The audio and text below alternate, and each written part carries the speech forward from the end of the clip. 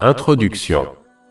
Pour obtenir un caractère noble, il est important pour les musulmans d'éliminer tous les traits négatifs qu'ils possèdent de leur caractère. Par conséquent, ce petit livre abordera brièvement certains traits négatifs et leur traitement. Adopter des caractéristiques positives conduit à la tranquillité d'esprit. Persister dans les péchés. Le premier trait négatif de l'âme est celui qui accomplit volontairement de bonnes actions et persiste dans ses péchés sans se repentir sincèrement. Il est important pour les musulmans de ne pas sous-estimer l'effet des péchés, même les plus mineurs. Ils doivent se rappeler que les montagnes sont constituées de petites pierres. De plus, il est plus important d'abandonner les péchés que d'accomplir des actes surérogatoires. Par conséquent, les musulmans doivent se concentrer sur l'abandon des péchés tout en accomplissant les actes obligatoires, puis en accomplissant des actes surérogatoires. Cela leur permettra de devenir les bien-aimés d'Allah, l'exalté. Cela est confirmé dans un hadith trouvé dans Sahih Bukhari, numéro 6502. Obéir aux gens. Le trait négatif suivant est l'obéissance aux gens, dans des choses qui conduisent à la désobéissance à Allah, l'exalté. Une personne se comporte de cette manière car elle croit que les autres personnes peuvent d'une manière ou d'une autre lui accorder un avantage ou la protéger d'un mal. En réalité, le seul qui peut donner cela à une personne est Allah, l'exalté. Si un musulman obéit aux gens et désobéit à Allah, l'exalté, tournera les gens contre lui et ne le protégera pas de ses effets négatifs. Mais si quelqu'un obéit à Allah, l'exalté, même si cela déplaît aux gens, Allah, l'exalté, le protégera de ses effets négatifs même si cette protection ne lui est pas évidente. Chapitre 10 Yunus, verset 107. Et si Allah vous touche d'un malheur, nul autre que lui ne peut l'éloigner. Et s'il veut pour vous un bien, nul ne peut repousser sa grâce. Il l'a fait atteindre à qui il veut parmi ses serviteurs. Le musulman doit comprendre que les gens dépendent entièrement d'Allah, l'exalté. En réalité, celui qui n'est pas autosuffisant est incapable de répondre aux besoins des autres. Allah, l'exalté, n'utilise que certaines personnes pour répondre aux besoins des autres, mais la source des bénédictions n'est qu'Allah, l'exalté. Par conséquent, si l'on obéit à la source, ce qui implique d'accomplir ses commandements, de s'abstenir de ses interdictions et d'affronter le destin avec patience, on obtiendra toujours du soutien. Mais si l'on désobéit à la source, on ne tirera aucun avantage d'un autre qui a lui-même besoin du soutien d'Allah, l'exalté. C'est comme un voyageur égaré qui cherche son chemin auprès d'un autre voyageur égaré. Chapitre 3 Ali Imran, verset 175. Ne les craignez donc pas, mais craignez-moi. Paresse. Le deuxième trait négatif de l'âme est la paresse et le fait de se détourner des bonnes actions volontaires qu'il avait l'habitude de faire. C'est pire quand un musulman ne se préoccupe pas de ce comportement. C'est pire encore quand un musulman n'est même pas conscient de son comportement paresseux à cause de son insouciance. Le pire est quand on croit qu'on s'efforce d'obéir à Allah, l'exalté, alors qu'on n'est devenu que plus paresseux. Cela peut se produire quand un musulman ne montre pas sa gratitude envers Allah, l'exalté, pour lui avoir accordé la connaissance, la force, l'inspiration et l'opportunité d'accomplir de bonnes actions. Un manque de gratitude peut entraîner le retrait des bénédictions, ce qui conduit à la paresse. On doit s'assurer de montrer sa gratitude en utilisant les bénédictions qui nous ont été données comme prescrit par Allah, l'exalté, afin qu'on reçoive d'autres bénédictions qui l'empêcheront de devenir paresseux. Chapitre 14 Ibrahim, verset 7. Et rappelez-vous quand votre Seigneur a proclamé « Si vous êtes reconnaissant, je vous augmenterai certainement sa faveur. » La paresse physique peut être causée par l'excès de nourriture et de boissons. Lorsque l'on mange trop, cela renforce nos désirs, ce qui nous rend paresseux dans les actes d'obéissance. Il faut donc suivre les traces des pieux prédécesseurs en évitant de trop manger. Cela leur sera bénéfique pour leur santé physique et spirituelle. Éviter de trop manger affaiblit les désirs, ce qui à son tour élimine la paresse.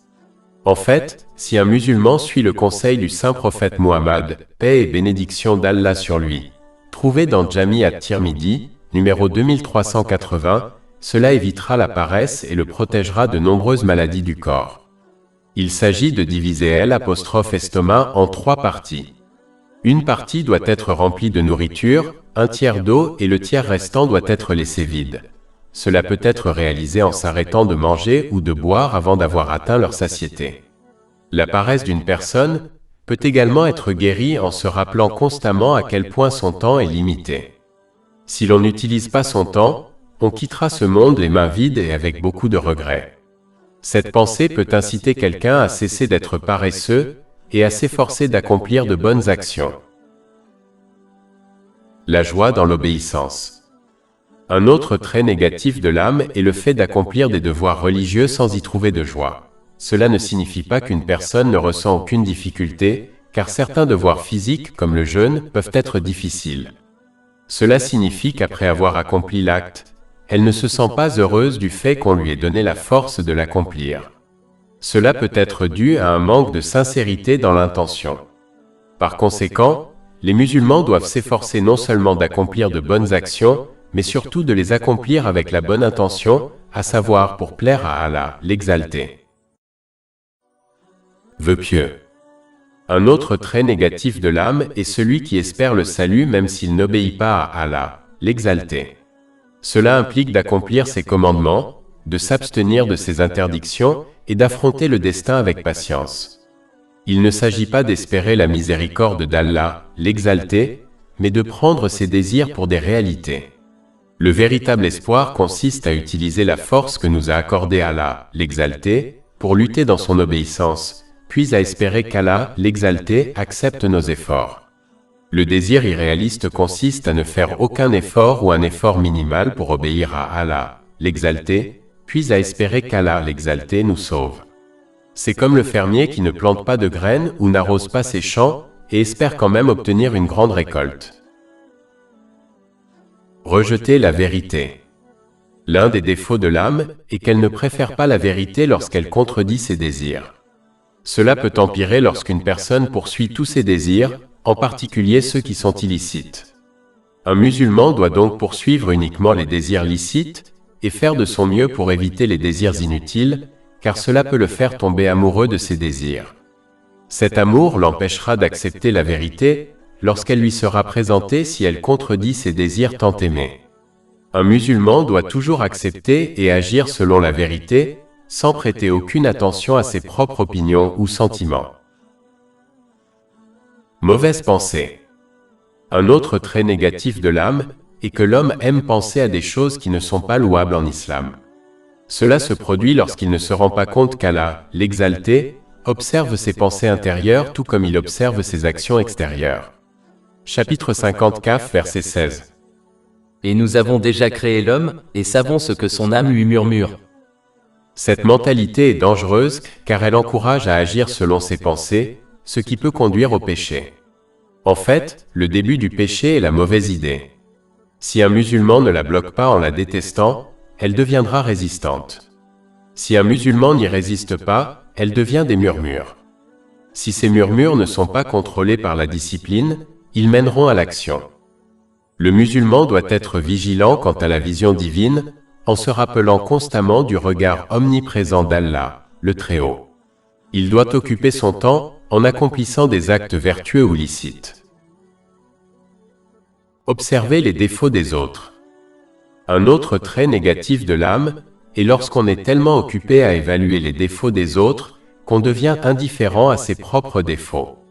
Ceux qui exposent les défauts des autres constateront qu'Allah, l'exalté, expose leurs défauts et les humilie publiquement. Cela est confirmé par un hadith trouvé dans Sunan Ibn Majah, numéro 2546. Ceux qui sont indifférents à leurs propres défauts devraient au moins dissimuler les défauts des autres afin qu'Allah, l'exalté, dissimule leurs défauts.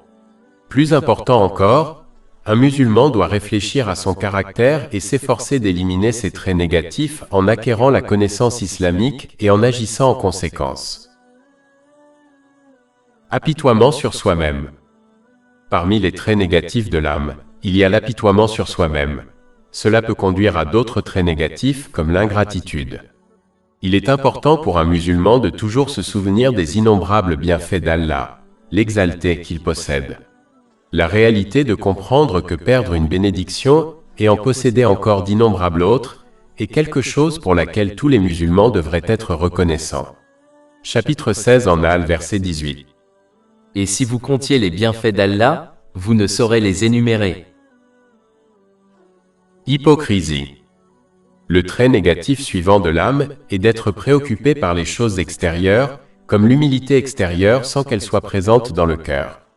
Un musulman doit se souvenir du hadith du saint prophète Muhammad, que la paix et les bénédictions soient sur lui, que la paix et les bénédictions d'Allah soient sur lui, qui se trouve dans le Sahih Muslim, numéro 6542. Il conseille qu'Allah l'exalté n'observe pas l'apparence extérieure d'une personne, mais qu'il observe son cœur, c'est-à-dire son être intérieur. L'humilité extérieure, sans qu'elle soit présente dans le cœur, est un type d'hypocrisie que les musulmans doivent éviter. Il est plus important de se concentrer sur la correction de son être intérieur et de passer ensuite à l'état extérieur. Chercher une récompense auprès des gens. Le trait négatif suivant de l'âme est de chercher une compensation auprès des gens après les avoir aidés. Un musulman doit comprendre que s'il agit pour le bien des gens, il n'obtiendra aucune récompense d'Allah, l'exalté. En fait, selon un hadith trouvé dans Jami at-Tirmidhi, numéro 3154, le jour du jugement, on leur dira de chercher leur récompense auprès des gens pour lesquels ils ont agi, ce qui ne sera pas possible. Ce n'est que lorsqu'un musulman agit pour l'amour d'Allah, l'exalté, qu'il obtiendra une récompense de sa part. Une preuve de cette intention correcte est le fait de ne pas chercher de compensation ou de gratitude auprès des autres après les avoir aidés. Chapitre 2 Al-Baqarah, verset 264. Ô vous qui croyez! N'annulez pas vos aumônes en les rappelant. À la recherche d'un statut social élevé. Parmi les traits négatifs de l'âme, il y a la recherche du leadership et de la renommée par le savoir. Cela inclut le fait de se vanter de ses connaissances et de s'en vanter. C'est une caractéristique dangereuse qui peut conduire directement en enfer.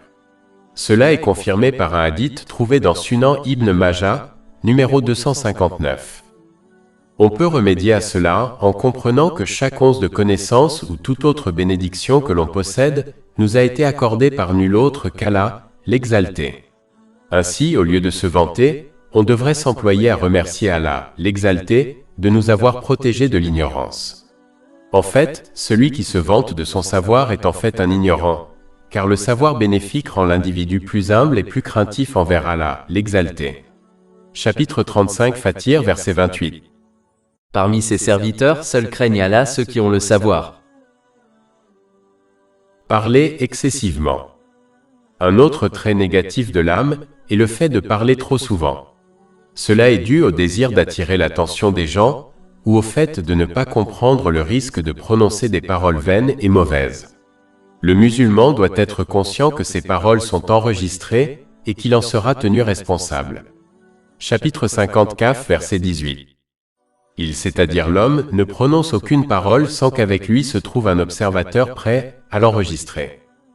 Il faut toujours se rappeler du hadith du saint prophète Muhammad, que la paix et les bénédictions soient sur lui, cité dans le Sunan Ibn Majah, numéro 3970. Il prévient qu'une seule mauvaise parole suffit à précipiter quelqu'un en enfer le jour du jugement. En fait, selon un hadith cité dans le Sunan Ibn Majah, numéro 3973, la parole est la principale cause de l'entrée en enfer le jour du jugement. Il est préférable pour chaque musulman d'agir selon le conseil bref mais extrêmement vaste du saint prophète Muhammad.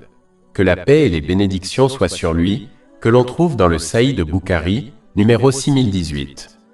Il a conseillé aux musulmans de dire de bonnes paroles ou de rester silencieux. Chapitre 4 en Nisa, verset 114. Il n'y a rien de bon dans leur conversation privée, sauf pour ceux qui recommandent l'aumône, la bonne conduite ou la conciliation entre les gens. Et quiconque fait cela en cherchant l'agrément d'Allah, nous lui donnerons une énorme récompense. Éloge et critique. Un autre trait négatif de l'âme est lié à l'excès d'éloge et de censure. C'est le cas lorsque l'on fait des éloges excessifs aux autres lorsqu'ils sont contents, ou que l'on les critique excessivement lorsqu'ils sont mécontents. Cela se produit lorsque l'on fait des éloges et des censures aux autres selon ses propres désirs et caprices, au lieu de le faire selon les enseignements de l'islam. Cela signifie que l'on doit louer ce qu'Allah, l'exalté, loue et censurer ce qu'Allah, l'exalté, censure sans dépasser les limites en prononçant des mensonges dans les éloges ou en insultant les autres dans les critiques. La critique doit toujours être constructive et faite de manière douce et privée. Ceux qui contredisent de cette manière ne font qu'embarrasser les autres et les éloignent donc davantage de l'acceptation de la vérité. Faire des éloges aux autres est une bonne méthode pour les encourager à faire plus de bien, en particulier les enfants. Mais cela doit être fait dans les limites, et on ne doit jamais prononcer de vains mots ou des mensonges en faisant des éloges aux autres. Questionner le destin. Le prochain trait négatif de l'âme est l'ingratitude, les choix divins et la guidance d'Allah, l'exalté. Un musulman doit comprendre le fait qu'il ne connaît que l'apparence extérieure des choses et qu'il est extrêmement myope dans l'observation des conséquences de ses choix. Alors qu'Allah, l'exalté, sait ce qui se cache à l'intérieur des choses et le résultat de toutes choses. Par conséquent, le choix et le décret d'Allah, l'exalté, seront toujours supérieurs au choix de son serviteur. Si une personne voyait toujours ses souhaits exaucés, elle finirait par les détruire. Être mécontent du choix d'Allah, l'exalté, ne changera pas son choix.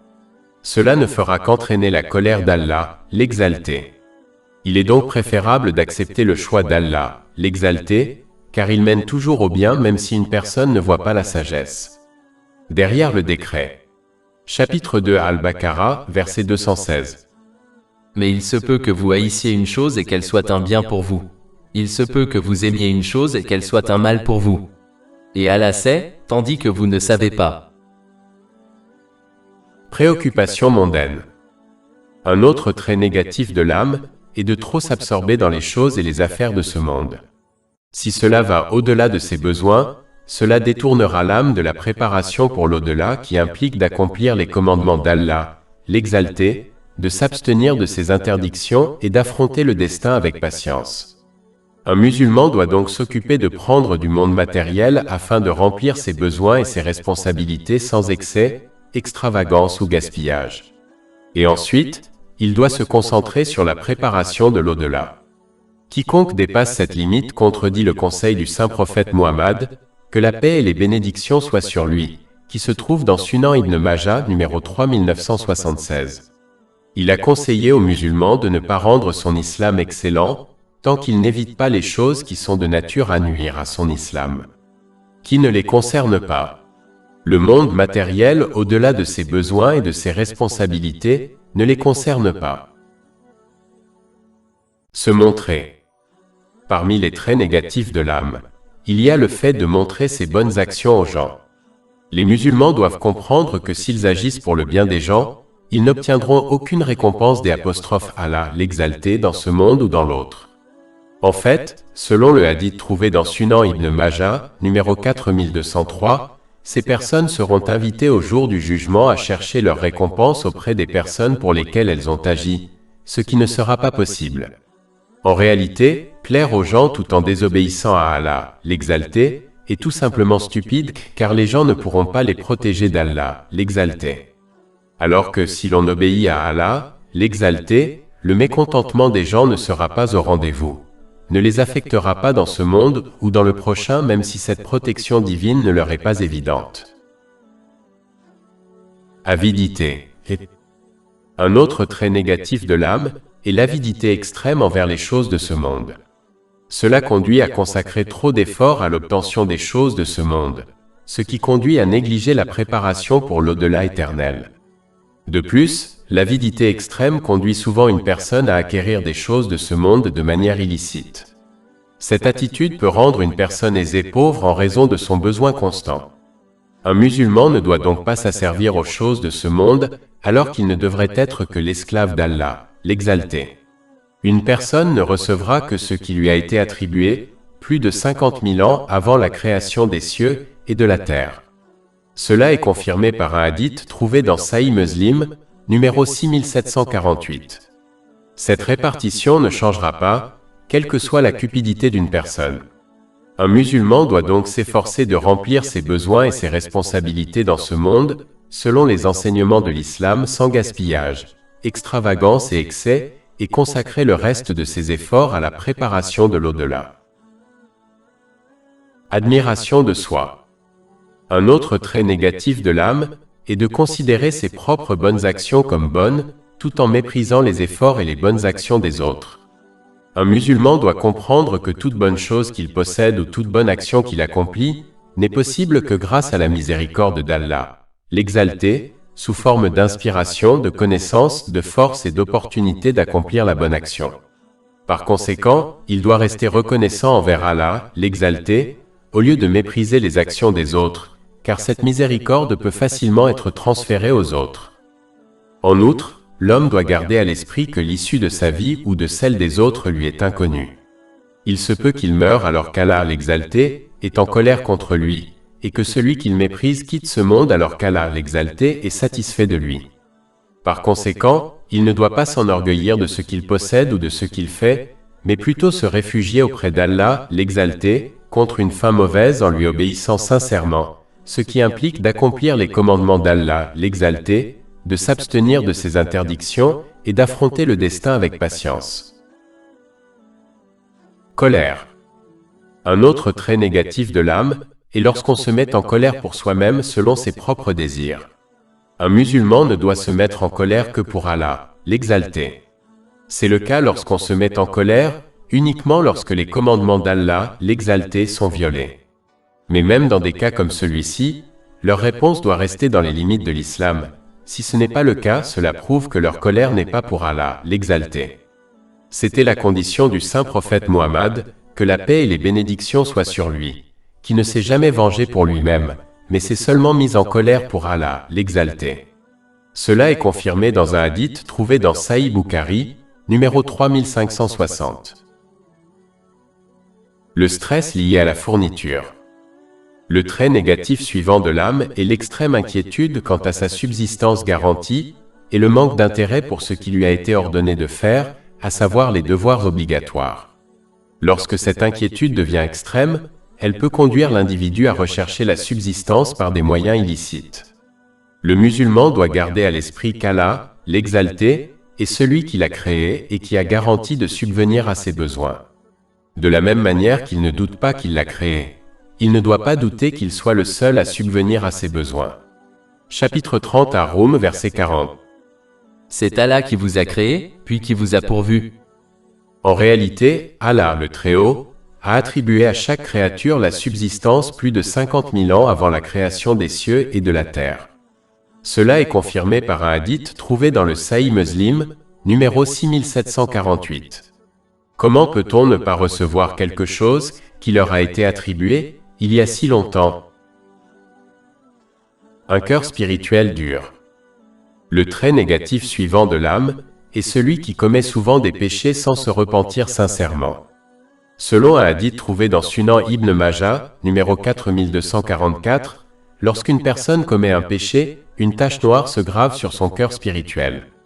Cette noirceur augmente jusqu'à ce que tout son cœur spirituel soit submergé par les ténèbres. Une personne au cœur dur deviendra insouciante de ses devoirs et continuera à pécher. Il est donc important pour les musulmans de se repentir sincèrement des péchés majeurs et mineurs, et de persister à accomplir les commandements d'Allah, l'Exalté. Cela conduira à un cœur spirituel sain et pur. Chapitre 26 à Ash-Shu'ara, versets 88 à 89. Le jour où ni richesse ni descendance ne profiteront à personne, mais seulement à celui qui viendra à Allah avec un cœur saint. Montrez l'exemple. Parmi les traits négatifs de l'âme, on trouve celui qui conseille les autres tout en négligeant d'appliquer les enseignements. Dans la plupart des cas, les personnes de ce genre ne désirent que la gloire et se concentrent sur cela, ce qui les amène à négliger leur propre âme. Il est important pour les musulmans de s'efforcer sincèrement de se corriger en agissant selon leurs connaissances et d'aider ensuite les autres par leurs conseils. En fait, agir selon ses propres conseils aura un plus grand impact sur le comportement des autres que de les conseiller simplement par des mots. Cela ne signifie pas qu'il faut atteindre la perfection avant de conseiller les autres. Cela signifie qu'il faut sincèrement essayer d'agir selon ses propres conseils avant de conseiller les autres. L'excès de confort dans le monde. Un autre trait négatif de l'âme est le désir et la recherche d'un confort excessif dans ce monde matériel. Cela peut amener l'individu à négliger ses devoirs obligatoires et à s'efforcer de se préparer pour l'au-delà. Le musulman doit agir selon le hadith trouvé dans Sahih Bukhari, numéro 6416. Il conseille aux musulmans de vivre dans ce monde comme un étranger ou un voyageur. Celui qui se comporte de cette manière comprendra que ce monde n'est pas sa demeure permanente, et il ne cherchera donc pas un confort excessif en lui. Il s'efforcera plutôt de se procurer du confort dans sa demeure permanente, à savoir l'au-delà.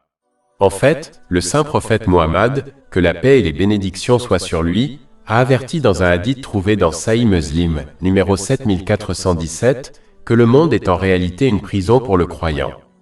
Comment un musulman peut-il alors y rechercher un confort excessif?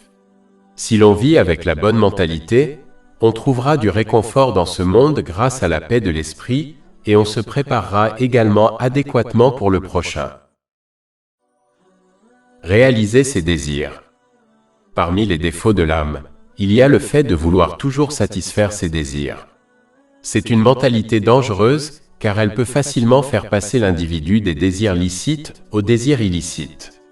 Il est donc préférable pour un musulman de limiter les désirs qu'il satisfait, même s'ils sont licites. Il est préférable de s'en tenir aux désirs nécessaires et licites, et de profiter occasionnellement d'autres désirs licites, afin d'éviter de s'égarer. Compagnonnage mondain. Parmi les traits négatifs de l'âme, il y a le fait de trop se tourner vers la compagnie des gens pour des raisons mondaines. Il est important de savoir qu'un musulman adoptera les caractéristiques de ses compagnons. Cela est conseillé dans un hadith trouvé dans Sunan Abu Daoud, numéro 4833. Par conséquent, un musulman devrait plutôt se tourner vers les pieux. De plus, le musulman doit savoir que lorsqu'il atteindra sa tombe, ses biens et ses compagnons le quitteront, et que seules ses actions resteront avec lui. Cela est confirmé par un hadith trouvé dans Jami at-Tirmidhi, numéro 2379. Par conséquent, le musulman doit se préoccuper davantage d'accomplir sincèrement de bonnes actions que de fréquenter des gens pour des raisons mondaines. Chapitre 43 Az-Zukhruf, verset 67. Ce jour-là, les amis proches seront ennemis les uns des autres, à l'exception des justes. Ignorer les conséquences des actions. Parmi les traits négatifs de l'âme, il y a le fait de continuer à désobéir à Allah, l'exalté, tout en croyant qu'on échappera à la punition, car aucune punition évidente n'a encore eu lieu. Le musulman doit comprendre la différence entre une punition différée et un abandon complet. Allah, l'exalté, ne néglige pas les actions. Il retarde parfois les conséquences des actions pour donner à une personne l'occasion de se repentir sincèrement. Le musulman doit donc saisir cette opportunité avant que son temps ne soit écoulé. Exposer les défauts des autres. Le trait négatif suivant de l'âme est lorsqu'une personne aime discuter des défauts des autres. Un musulman doit se rappeler que quiconque dévoile les défauts des autres verra ses défauts exposés. Et quiconque cache les défauts des autres verra ses défauts cachés par Allah, l'exalté. Cela est confirmé dans un hadith trouvé dans Sunan Ibn Majah, numéro 2546. Un musulman doit donc traiter les gens comme il souhaite être traité par les autres, en ne révélant pas les défauts des autres et en les cachant plutôt. Rester immobile. Un autre trait négatif de l'âme est celui qui se contente de ses actes et ne s'efforce pas de les améliorer. Le musulman ne doit jamais rester immobile, et doit plutôt s'efforcer de s'améliorer aussi bien en parole qu'en acte, dans les domaines matériels et religieux. Personne n'exige la perfection, mais il doit s'efforcer de s'améliorer petit à petit, tout comme il s'efforce d'améliorer ses biens matériels et sa richesse. Perte de temps. Le prochain trait négatif de l'âme est la perte de temps. Cela inclut le fait de s'occuper de choses qui ne concernent pas la personne.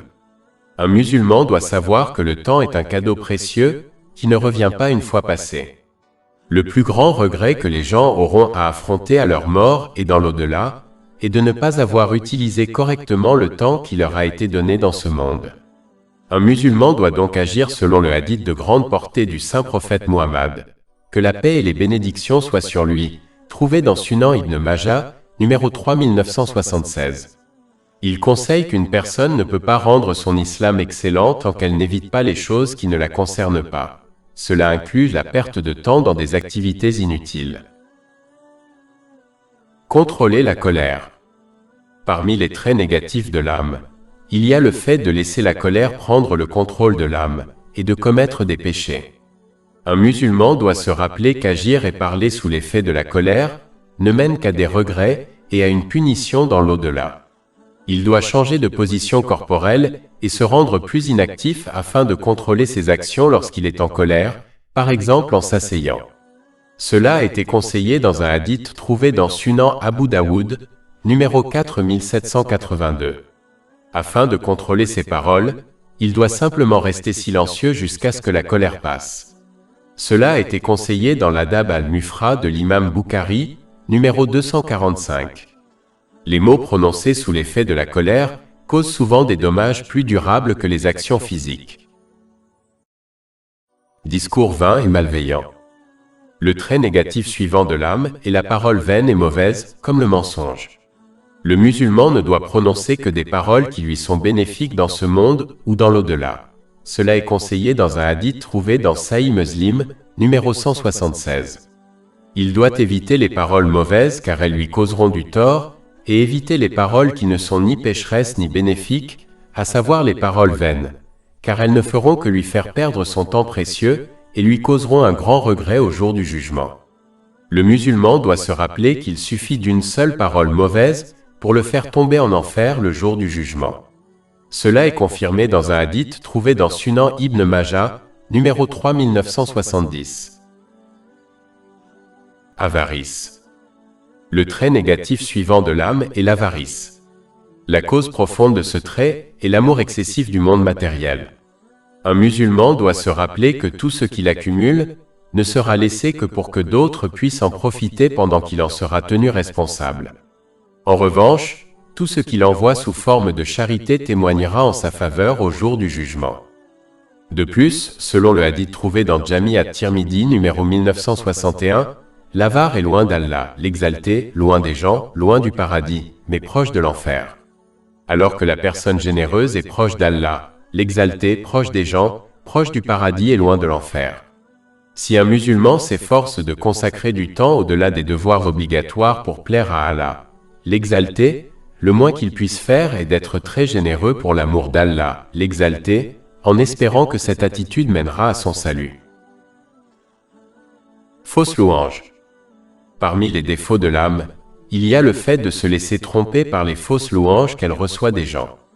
Le musulman doit se rappeler qu'il se connaît mieux que les autres en ce qui concerne ses actions et ses intentions secrètes. Par conséquent, il ne doit jamais se laisser tromper par les louanges des gens et comprendre au contraire que cela ne le sauvera pas du châtiment d'Allah, l'exalté, car il est pleinement conscient de toutes ses actions et intentions. Envie. Le trait négatif suivant de l'âme est l'envie. Un musulman doit savoir qu'être envieux des autres est une critique directe du choix d'Allah, l'exalté, car nul autre que lui n'a accordé cette bénédiction à la personne enviée. En réalité, une personne envieuse a un problème avec Allah, l'exalté, et non avec une autre personne. Comment cette personne peut-elle réussir? Un musulman doit se rappeler qu'Allah, l'exalté, donne à chaque personne ce qui est le meilleur pour elle, même si elle ne comprend pas comment. Elle doit simplement se soumettre à son choix et lui rester obéissante en accomplissant ses commandements, en s'abstenant de ses interdictions et en affrontant le destin avec patience à tout moment. En quête d'une prestation légale. Parmi les traits négatifs de l'âme, on trouve celui qui, par paresse, renonce à rechercher les moyens de subsistance licites et vit aux dépens des autres, comme les aides sociales, tout en prétendant se comporter de cette manière en raison de son haut niveau de confiance en Allah, l'exalté, pour subvenir à leurs besoins. Cette critique n'est pas dirigée contre ceux qui ont légitimement droit aux avantages. Le musulman doit remplir les deux éléments de la confiance en Allah, l'exalté, en utilisant les moyens qui lui ont été donnés comme sa force, et en faisant confiance à Allah, l'exalté, pour subvenir à ses besoins comme il l'a promis. Chapitre 11, verset 6. Il n'y a pas de créature sur terre qui ne repose sur Allah, et il connaît son lieu de résidence et son lieu de stockage. Tout est clairement indiqué. Obéissance constante.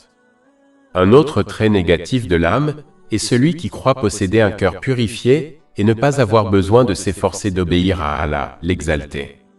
Cette obéissance implique d'accomplir les commandements d'Allah, l'Exalté, de s'abstenir de ses interdictions et d'affronter le destin avec patience. Cela contredit complètement les enseignements du Saint-Coran et les traditions du saint prophète Muhammad. Que la paix et les bénédictions soient sur lui, car personne n'avait un cœur plus purifié que lui, et pourtant il s'efforçait le plus d'obéir à Allah, l'Exalté. On trouve un exemple dans le Sahih de Bukhari, numéro 6471, qui indique qu'il faisait tellement de prières surérogatoires la nuit que ses pieds bénis enflaient. Compter les faveurs.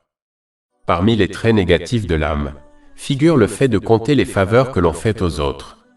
Cela annule sans aucun doute la récompense que l'on aurait pu obtenir si l'on avait agi sincèrement pour le plaisir d'Allah, l'Exalté.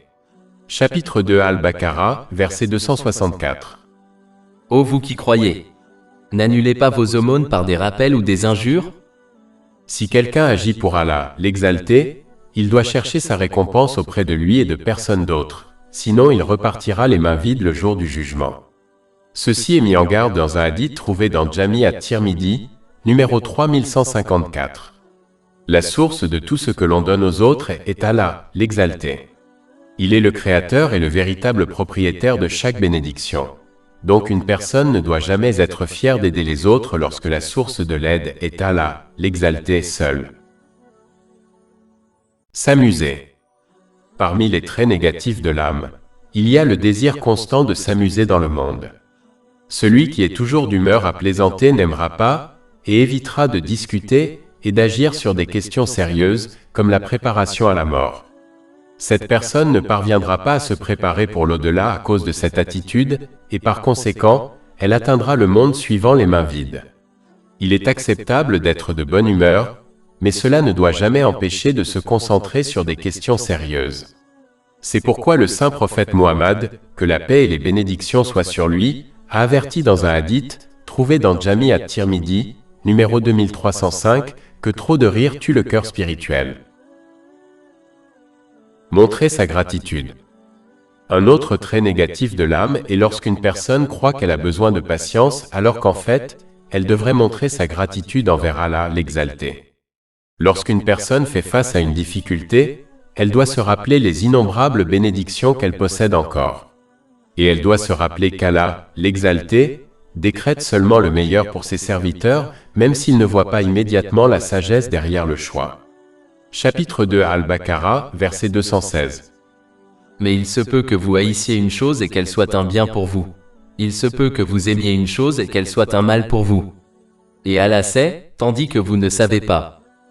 Ces vérités inciteront chacun à faire preuve de gratitude, même dans des situations difficiles où la plupart des gens s'attendraient à ce que l'on fasse preuve de patience. Agir sur les concessions. Parmi les traits négatifs de l'âme, il y a le fait de s'obstiner à faire des concessions au lieu d'agir pleinement et correctement selon les commandements de l'islam. Un musulman ne doit pas adopter cette attitude en omettant d'éviter les choses douteuses qui peuvent facilement conduire à l'illicite, selon le hadith trouvé dans Sahih Bukhari, numéro 2051. Ne pas tenir compte des erreurs.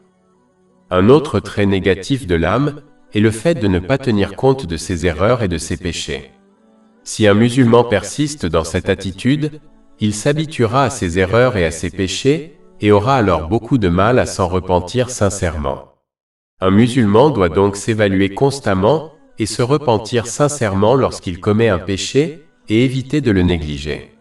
Il est important de se rappeler qu'une montagne est constituée de petites pierres. Plus de 400 livres électroniques, livres audio, infographies, podcasts et blogs gratuits disponibles sur notre site web www.chekpod.com.